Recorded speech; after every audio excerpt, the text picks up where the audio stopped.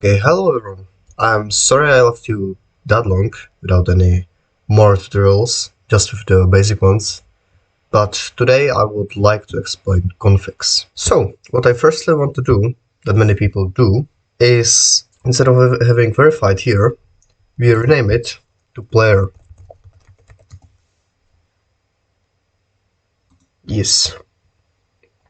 And you see, it should automatically here rename. If it doesn't, do it manually.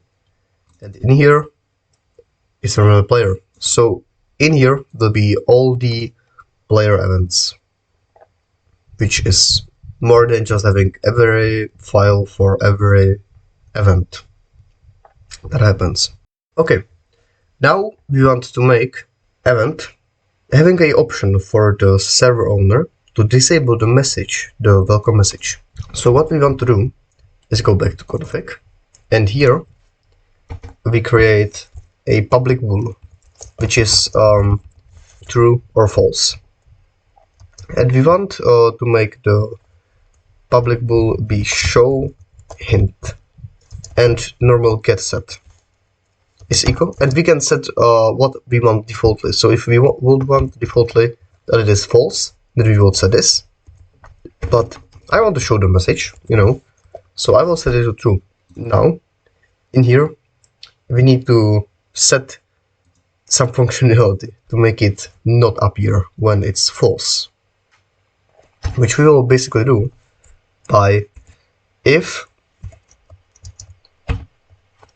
class1 dot config class1 instance dot config dot, and here is the show hint, which basically now tells us what is the show hint in here. In here. So what I can set it to is if it's equal true, then it does this right here. Great. That's basically, you could leave it like this now, but person can read it from this name. It's better to add some description to it. So how we add it is very easy. You create these brackets, do description, and open brackets. Now here we write the description we want. This will, or if true, welcome message will be shown. And you don't need this, it's not needed there, and actually will give you errors. So yeah, now let's test it in game, shall we?